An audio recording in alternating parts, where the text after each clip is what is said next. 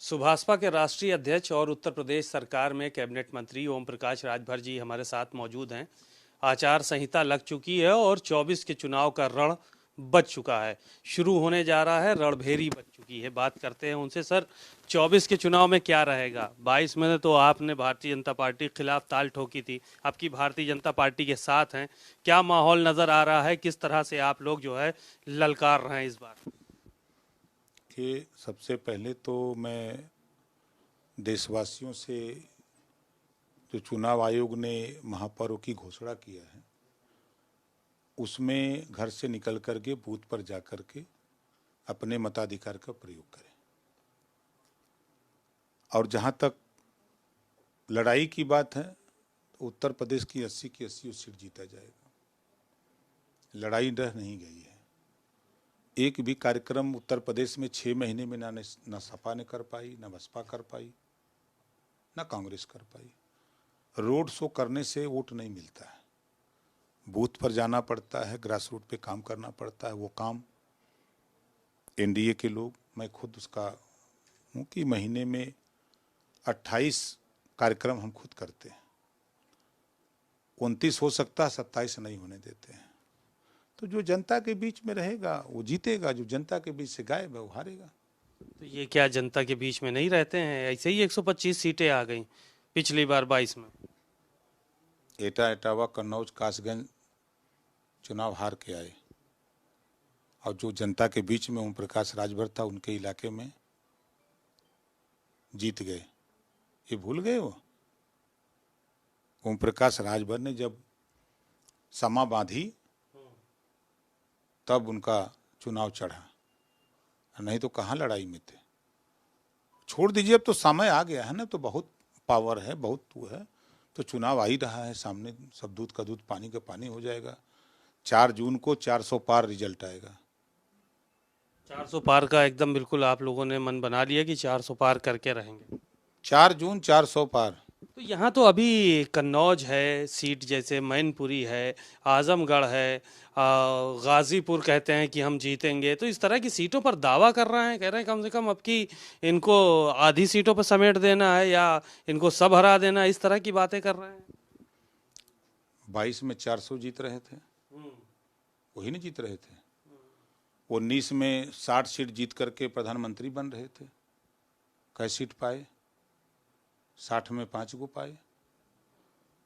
17 में 300 जीत रहे थे, 47 पाए। यही ना उनका है। तो जब जब ये झूठ बोले हैं तब तब रिजल्ट सामने आया हुआ है। तो ये भी रिजल्ट तब तो 4 जून को आ ही जाएगा। एक सवाल यह था कि उत्तर प्रदेश में अल्पसंख्यकों की स्थिति क्या रहेगी इस बार, क्योंकि हमेशा सपा बसपा जो है के साथ रहा है। मुस्लिम वोटर ज़्यादातर भारतीय जनता पार्टी को नापसंद किया है हमेशा, और बहुत कम संख्या में वोट मुसलमानों का भारतीय जनता पार्टी को गया है। तो क्या लग रहा है आपको कि इस बार क्या कुछ साथ आने वाला है आपके मंत्री बनने के बाद, आपके विभाग में आने के बाद? हालांकि 2 ही दिन हुए अभी चार्ज लिए हुए। देखिए, हम अल्पसंख्यक समाज से यही कहूँगा कि कांग्रेस बसपा सपा ने आपको सिर्फ नफरत का पाठ पढ़ाया है। नफरत के सिवा आपको विकास के रास्ते पर ले जाने का प्रयास नहीं किया। मैं बार बार कहता हूं कि आज़ादी के बाद नौकरियों में 38% मुसलमान था। कांग्रेस ने इतना विकास किया, सपा बसपा ने किया कि आज 1% नहीं है। कौन जिम्मेदार है? बीजेपी नहीं जिम्मेदार है, सपा बसपा कांग्रेस जिम्मेदार है। तो आज जो योजनाएं केंद्र और प्रदेश सरकार की चल रही हैं, उन योजनाओं का लाभ सबसे ज्यादा अल्पसंख्यक को मिल रहा है। तो आप नफरत की बात छोड़ो, अपने विकास के लिए जो विकास का रास्ता बना है उस रास्ते पर चल करके अपना विकास करिए। अच्छी शिक्षा, रोजगार, अच्छा स्वास्थ्य, नौकरी, जो केंद्र और प्रदेश सरकार की योजनाएं हैं उसका लाभ लेने के लिए काम करो। ये पूरा देश जान रहा है, पूरी दुनिया जान गई है कि तीसरी बार माननीय नरेंद्र मोदी जी प्रधानमंत्री बन रहे हैं। आप विपक्ष में रह करके क्या पाओगे? कुछ मिलने वाला है? हम इतनी गारंटी देते हैं अल्पसंख्यक भाइयों को कि आप हमारे साथ आओ और एक मौका दो, देखो क्या होता है। हम जो कटिबद्ध हैं, कहीं भी आपके ऊपर अन्याय अत्याचार नहीं होने देंगे। कहीं भी अगर इस तरह की बात होती है, आप बेहिचक हमसे मिलो, हम आपके साथ कंधे से कंधा मिला के चलेंगे। पहली चीज। दूसरी चीज कि कांग्रेस सपा बसपा ने मुसलमानों के साथ इतना न्याय किया कि एक भी ब्लॉक पर कर्मचारी अधिकारी नियुक्त नहीं कर पाए। एक अधिकारी जिले पे बेचारा पैदल चलेगा, वो कैसे जाएगा बस्ती में, गांव में? कोई भी योजना अगर वो सोच विचार भी बनावे तो कैसे करेगा? तो जब विभाग इतना बड़ा बना है, इस विभाग के जिम्मेदारी को बढ़ाना चाहिए कि विकास कैसे उनके दरवाजे तक पहुंचे। आज माननीय नरेंद्र मोदी जी ने ये देखा कि मदरसों में हिंदी, अंग्रेजी, मैथ नहीं पढ़ाया जा रहा है, तो केंद्र सरकार ने कहा कि भाई चलो हम पैसा देते हैं, और प्रदेश सरकार 60-40 के रेशियो में शिक्षा लागू कराया, ताकि वहाँ से भी बच्चे पढ़ करके वो नौकरी और रोजगार के लिए अप्लाई करें।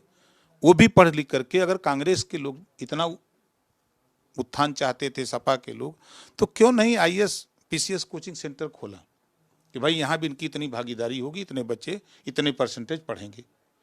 एक भी काम मैं तो देखा, कल परसों 3 दिन से मैं खोज रहा हूँ। आप खोलेंगे क्या IAS PCS की कोचिंग मुसलमानों के लिए? सबके लिए खोलेंगे, सबके लिए खोलेगा, किसी के लिए बाध्यता नहीं होगी। जो बच्चे उस योग्य होंगे उनके लिए, सबके लिए हम व्यवस्था देंगे। IAS की कोचिंग यानी अल्पसंख्यक कल्याण विभाग खोलने जा रहा है। सबके लिए खुलेगा। पहल तो अल्पसंख्यक कल्याण विभाग करेगा ना? पूरा जो सिस्टम है, पूरे सिस्टम में जो संविधान में व्यवस्था है, उस व्यवस्था में चाहे वो पिछड़ा हो, चाहे अनुसूचित हो, चाहे सामान्य वर्ग हो, चाहे अल्पसंख्यक, सबकी व्यवस्था होगी। सबकी व्यवस्था आप करने जा रहे हैं। आपने कहा आप फरसा लेके निकल पड़े हैं अब विभाग मिलते ही, तो ये फरसे का क्या मामला है? जो खाई है उसको पाटेंगे, जो नफरत की खाई है पाटेंगे, वहाँ भाईचारा मिल्लत पैदा करेंगे। तो ये फरसे का क्या मामला? उससे तो गर्दन ही काटी जाती फरसे से, परशुराम ने गर्दन काटी। नहीं, ऐसा नहीं। मकसद जो खाई है, गड्ढा है, उस गड्ढे को भरने के लिए हम काम करेंगे। एक सवाल ये था कि आपने घोसी अभी गए थे आप कुछ दिन पहले, आपने कहा गब्बर इज बैक, गब्बर वापस आ रहा है। सर ये बयान क्या था? क्यों इस तरह से वहाँ पे लोगों को जो है आपने प्रोत्साहित किया, या ये कहें कि उनके अंदर उत्तेजना पैदा की, गब्बर आ चुका है, इस तरह का आप बयान दे के आए थे, इसका क्या मकसद? अक्षय कुमार का देखे हैं गब्बर? Gabbar is back. अक्षय कुमार का देखे हैं? तो वही समझ लीजिए। अच्छा, वो शोले वाला गब्बर नहीं था, ये अक्षय कुमार वाला। गब्बर। आपके इस बयान पे, सुधाकर सिंह का बयान उस दिन मैं सुन रहा था, तो उन्होंने कहा कि ओम प्रकाश राजभर जी को सरकार से अपील करेंगे कि उनको कहीं नूर मंजिल भेज देना चाहिए, इलाज की ज़रूरत है। इस तरह की बयानबाजियां चुनाव से पहले शुरू हो गई हैं। देखिए, समाजवादी पार्टी के पास बयान देने के अलावा कुछ तो है नहीं। बयान देने के अलावा कुछ है नहीं धरातल पे। अब जो बचा है वो भी साथ छोड़ के जाने वाला इसी चुनाव में, देख लीजिएगा ना। अब जो बहुत मुसलमान एक बेस उठता ना, 20% बीजेपी की तरफ जाएगा इस बार, देखिएगा ना।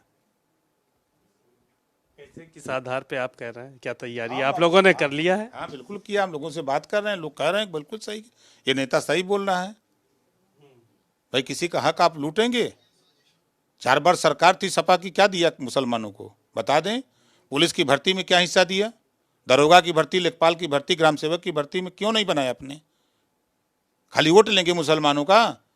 हम तो कह रहे हैं अप्लाई करो, यहाँ मिलेगा। शुक्रिया। 20% वोट इस बार मुसलमान भारतीय जनता पार्टी और NDA को देने जा रहा है, ऐसा दावा ओम प्रकाश राजभर ने किया। और साथ ही साथ उन्होंने कहा कि जो भी योजनाएं अल्पसंख्यकों के लिए आ रही हैं, सबको अप्लाई करना चाहिए, लाभ यहाँ से भरपूर मिलेगा। कैमरामैन सौरभ के साथ सीमा नकवी, भारत समाचार, लखनऊ।